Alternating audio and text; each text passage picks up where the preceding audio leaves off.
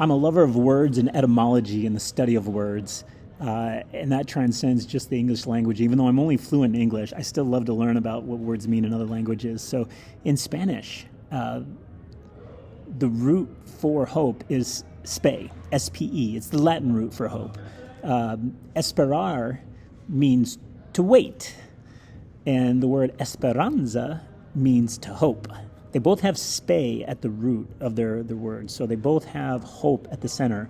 But other words derive themselves from that spe, from hope. You know, in order to, if hope is about helping people get what they want through understanding why they want it and then exploring how they get it, the first thing we do as little kids to better hope our lives forward is we learn to speak. Our parents tell us to use your words. You want something, use your words, so we learn to speak. If we want it faster, we use more speed to get what we want, so we speed our way. You know, a caveman out on the plains is hoping to get his next meal. He might do this by creating a spear. If he wants to build a castle, he has to build a spire, which is goal-oriented. Why do you want to build it? How do you build it? It goes to a point.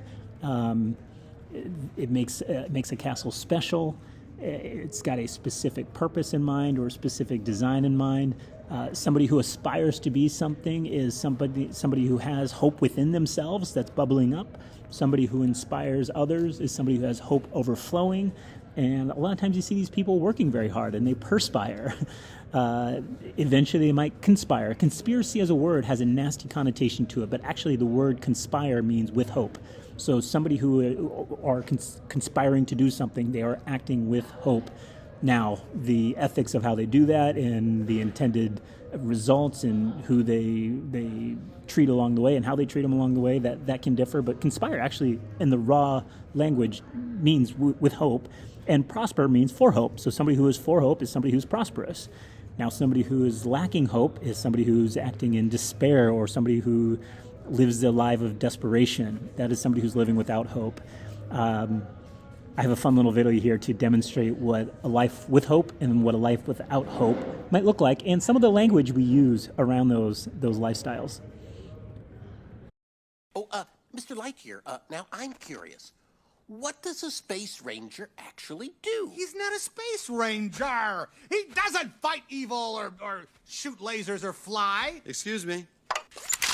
Oh, impressive wingspan. Very good. Oh, what? These are plastic. He can't fly. They are a beryllium carbonic alloy, and I can fly. No, you can't. Yes, I can. You can't. Can. Can't. Tell you, I could fly around this room with my eyes closed. Okay, then, Mr. Lightbeer, prove it. All right, then I will. Stand back, everyone.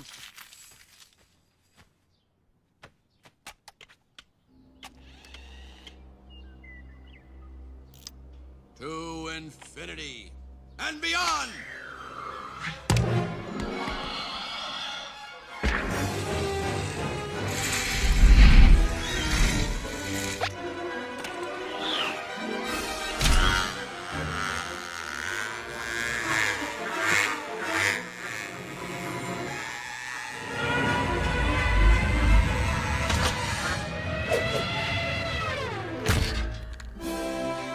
Can. Whoa! Oh, wow, you flew magnificently. I found my moving buddy. Thank you. Thank you all. Thank you. That wasn't flying. That was falling with style. Man, the dolls must really go for you. Can you teach me that? Golly, Bob, howdy. Oh, shut up. Well, in a couple of days, everything will be just the way it was. They'll see. They'll see. So, Toy Story illustrates a fun little idea of how Buzz Lightyear wasn't just falling, he was falling with style, or he was flying, whichever way you want to look at it. But what hope is, hope gives us the power to suffer and the power to wait. Waiting is a lost art in this world. Those who have learned to hope are those who have learned to wait and wait with a purpose, and to suffer with the purpose while they're waiting, and to find things to do while they're waiting. So waiting is hoping in style. So our world has some problems. We have a rise in suicides. We have a rise of deaths of despair that when you add on the drugs and the alcohol, every day you turn on the news, there's another mass shooting. When you look out your window in big cities, you see homelessness plaguing our world. And then when you just watch people, you see we are all struggling with some sort of mental disorder or another. So what is the root problem? Is there any common denominator of all these problems? It is my belief that it largely comes from two things: unaddressed trauma, people experiencing trauma or drama or not knowing how to process unwanted scenarios in life, and mostly grief. Grief, good grief. People have experienced grief at an accelerated rate because of these problems, because of suicides, because of deaths related to drugs and alcohol, because of early deaths, because of the decline in the life expectancy in our world. More and more people are experiencing grief at a faster rate than before. Also, we're living lives of comfort, and we're living lives void of suffering until grief happens. If the sign of the times in the past were related to the rise of individualism, the breakdown of human family, I am a big, strong believer that the sign of the times today is human beings' lack of preparation for how to deal with grief. We also think our precious secrets are something we should hold hostage, and they never come out of our system. They never. If the unfortunate events in our lives are goo that gets locked up into our psyche, our body. Actually, our body does store trauma. If we don't get it out of our system, it just stays there. And we have a taboo in our world about how we talk about our trauma and how we talk about our unfortunate events in life, and they're trapped inside of us.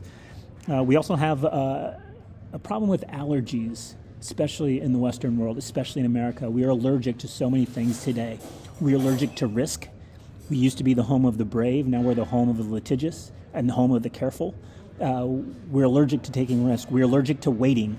We're allergic to discomfort. Anything that makes us uncomfortable ought to be eliminated from our lives. We are allergic to pain. We are allergic to work. We're allergic to the unknown and the information age. If we don't know something, there's a problem. And lately, since COVID, we've become allergic to hugs. Physical embraces don't happen as often as they used to, and all of these things destroy our hope and lead to a life of more mental sickness. Over the years, I've learned there's 3 general responses to trauma. When somebody has something very evil happen to them, or they make very terrible life choices, they wake up and these events that have happened in our lives and the choices we have made are tattooed on our brain, like tattoos are really tattooed onto somebody's skin. When these events happen and the choices we make cannot be forgotten, what do we do about them? There's 3 general responses we can take. We can try to cover it up, which, as we know, does not work. We can erase it. It takes a lot of work. In the tattoo industry, it is possible to have tattoos removed. They've gotten much better at this. It takes a lot of sessions and it takes a lot of work. It inflicts more pain on the human being on the tattoo removal process just as much as it took to get the original tattoo. So most people in today's day and age don't want to suffer any more than they have to. So erasing it is an unwanted experience. But the best thing to do with bad decisions and the best thing to do with evil that comes our way that's unwanted is to transform it. I've seen this happen in many ways in life with so many of the most beautiful pieces of art, so many of the most successful businesses, some of the most wonderful life stories of saints and celebrities and business leaders have come from places of evil at the start that were transformed. My first exposure to this was through a couple wonderful people that came along in my life at some very interesting times that showed me how this is possible. So the woman on the left here, her name is Jackie